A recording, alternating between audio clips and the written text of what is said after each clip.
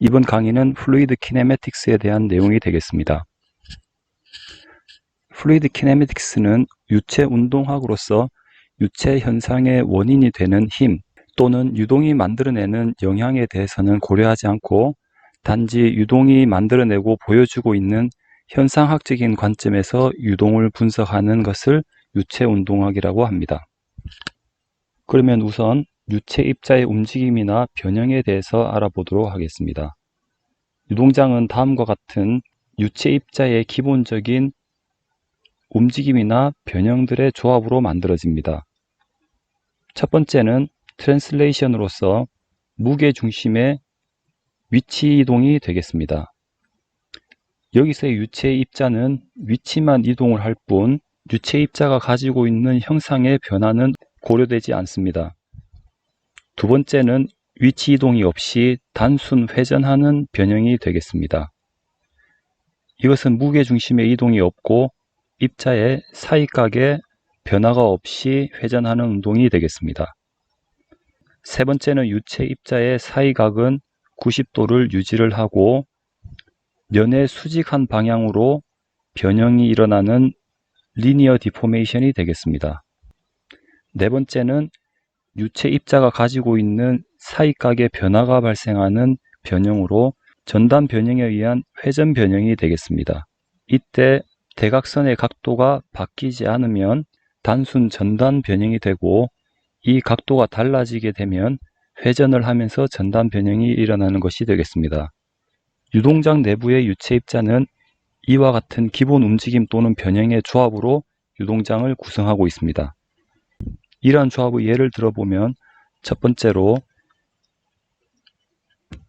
유체 입자가 이와 같은 변형 또는 움직임을 보이는 경우 이는 면이 수직 방향으로 변형을 하는 리니어 디포메이션과 대각이 회전을 하는 변형의 조합으로 만들어진 것입니다. 또 다른 예를 보면 이는 위치 이동, 트랜슬레이션, 여기에 이 대각이 회전을 하는 회전, 그 다음에 이 면이 수직 방향으로 변형을 하는 리니어 디포메이션, 그리고 대각의 각도가 바뀌는 회전 변형이 복합적으로 일어나는 유동이 되겠습니다. 그러면 이와 같은 움직임이나 변형이 수학적으로 어떻게 표현이 되는지 살펴보도록 하겠습니다. 먼저 리니어 디포메이션을 알아보겠습니다. 임의의 시간 t일 때 아주 작은 유체 입자의 크기를 x방향으로는 dx, y방향으로는 dy라고 할 때 x방향으로의 리니어 디포메이션은 면 OB와 면 AC의 이동 속도, 즉 x방향으로의 속도 성분의 차이가 있을 경우에 발생하게 되겠습니다. 면 OB가 x방향으로 u의 속도를 가지고 있을 때 리니어 디포메이션은 이동하는 방향, 즉 여기서는 x방향으로 이동을 하면서 만들어내는 사이각은 90도를 유지를 하고 면 AC와 상대적인 거리의 차이가 있는 경우가 되겠습니다. 그러면 면 OB의 속도가 u일 때 면 AC의 이동 속도를 수학적으로 표현해야 되겠습니다. 이 유체 입자의 크기, 여기서는 x방향으로의 크기가 매우 작은 크기이기 때문에 OB와 dx만큼 떨어진 AC의 이동 속도는 테일러 시리즈 익스펜션을 이용하여 표현할 수 있습니다. 테일러 시리즈 익스펜션에서 세컨 오더 이상의 항을 무시를 하면 속도는 u 더하기 파샬 u 파샬 x 곱하기 델타 x로 표현할 수 있습니다. 이 상태의 육체 입자가 델타 t만큼의 시간이 경과한 후에는 두 면의 상대 속도의 차이로 선형 변형이 발생하게 됩니다. 따라서 이 변형량의 크기는 두 속도의 상대 속도에 비례하고 이 상대 속도는 두 속도의 차이인 파샬 u 파샬 x 곱하기 델타 x가 되겠습니다. 여기에 델타 t를 곱한 것이 변형량이 되겠습니다. 그러면 x 방향으로의 유속 변화에 의한 유체 입자의 x방향으로의 최적 변화량은 a에서 a'까지의 거리 곱하기 델타 y, 델타 z가 되겠고 단위 시간당 최적의 변화인 델타 V 나누기 델타 T는 X 방향으로의 속도 변화율 파샬 U 파샬 X 곱하기 유체 입자의 크기, 즉 델타 V의 값으로 계산이 되겠습니다.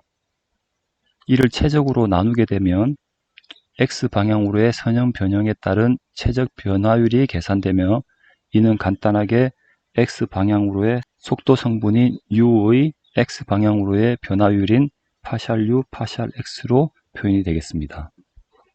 이와 유사하게 Y 방향 또는 Z 방향으로의 선형 변형은 Y 방향으로의 속도 성분 또는 Z 방향으로의 속도 성분의 상대 속도 차이로 발생하게 되고, 앞 페이지에서 설명된 과정을 통해서 변형량을 계산을 하면 Y 방향으로는 파샬 V 파샬 Y가 되고 Z 방향으로는 파샬 W 파샬 Z가 되겠습니다.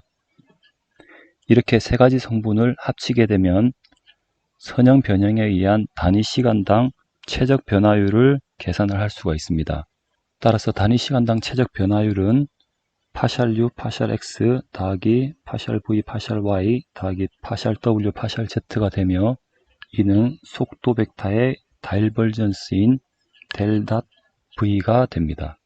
여기서 속도 벡터의 다이버전스를 딜러테이션이라고 부르고, 이는 앞서 설명에서와 같이 유체 입자의 최적 변화율과 관련이 있다고 이해를 하시면 되겠습니다. 다음은 전단 변형과 관련된 회전 운동 또는 회전 변형에 대해서 살펴보도록 하겠습니다. 전단 변형은 유체 입자의 사이각의 변화가 있는 변형이 되겠습니다. 왼쪽 그림에서와 같이 유체 입자가 시간 t에서 이와 같은 조건에 놓여 있을 때 OA와 OB의 사이각의 변화는 A 지점의 위치가 상대적으로 O보다 Y 방향으로 변화가 있는 경우거나, 또는 B의 위치가 상대적으로 O보다 X 방향으로 변화가 있는 경우가 전단 변형이 발생하는 경우가 되겠습니다. 이와 같은 변형은 Y 방향의 속도 성분이 X 방향으로 변화가 있는 경우나 X 방향의 속도 성분이 Y 방향으로 변화가 있는 경우에 발생하게 되겠습니다. O 지점에서의 속도 성분을 U와 V라고 할 때 인접해 있는 위치 A 또는 B에서의 속도 성분은 앞에서와 마찬가지로 테일러 시리즈 익스펜션에 의해서 구할 수가 있습니다. 마찬가지로 세컨 오더 이상의 항을 무시를 하면 A 지점에서의 Y 방향으로의 속도 성분은 V 더하기 파샬 V 파샬 X 곱하기 델타 X가 됩니다. 따라서 O와 A 지점의 Y 방향으로의 속도의 차이는 두 번째 항인 파샬 V 파샬 X 곱하기 델타 X가 되겠습니다. 마찬가지로 B에서의 X 방향으로의 속도의 상대 속도의 차이는 파샬 U 나누기 파샬 Y 곱하기 델타 Y가 되겠습니다. 델타 T 시간 이후에 A 지점과 B 지점의 위치의 변화량은 각각의 상대 속도의 차이에 델타 T를 곱한 것이 되겠습니다. 면 OA의 회전 속도 오메가는 시간에 따른 각도 변화량의 극한값이 되며, 아주 짧은 시간에 OA의 각도 변화는 매우 작다라고 할 수 있습니다. 이 삼각형에서 OA분의 AA'은 탄젠트 델타 알파가 되겠습니다. OA는 델타 X가 되고 AA'은 이 그림에서와 같이 파샬 V 파샬 X 곱하기 델타 X dt로 표현이 됩니다. 따라서 탄젠트 델타 알파는 이와 같이 표현이 되고, 이는 간단하게 파샬 V 파샬 X 곱하기 dt가 되겠습니다. 탄젠트 세타에서 세타의 값이 아주 작으면 탄젠트 세타는 세타에 수렴한다라고 알고 있습니다. 따라서 OA의 회전 속도 오메가 OA는 d알파 나누기 dt가 되며, 이는 파샬 V 파샬 X가 되겠습니다. 같은 방법으로 OB의 전단 변형에 따른 회전 속도를 구해보면 파샬 U 파샬 Y가 되겠습니다. 여기서 OA와 OB의 회전 방향을 살펴보면 OA는 양수의 속도 성분 V에 대해서 반시계 방향으로 회전을 하게 되고, OB는 속도 성분 U가 양수인 경우 시계 방향으로 회전을 합니다. 그리고 유체 입자의 회전은 대각선 OC가 반시계 방향으로 회전할 때 양수로 표현을 합니다. 따라서 D알파가 양수인 경우에는 회전 속도 성분이 양수가 되고, 반대로 D베타가 양수가 되는 경우에는 회전 속도는 음수가 됩니다. 따라서 회전축을 중심으로 유체 입자의 회전 속도 오메가 Z는 2분의 1 곱하기 파샬 V 파샬 X 마이너스 파샬 V 파샬 Y가 되겠습니다. 만약 D알파가 포지티브이고 D베타가 포지티브라고 하면 이 두 면은 서로 가까워지는 방향으로 전단 변형을 일으키게 되고, 대각선 OC의 회전은 일어나지 않는 순수 전단 변형이 발생하는 경우가 가능하겠습니다.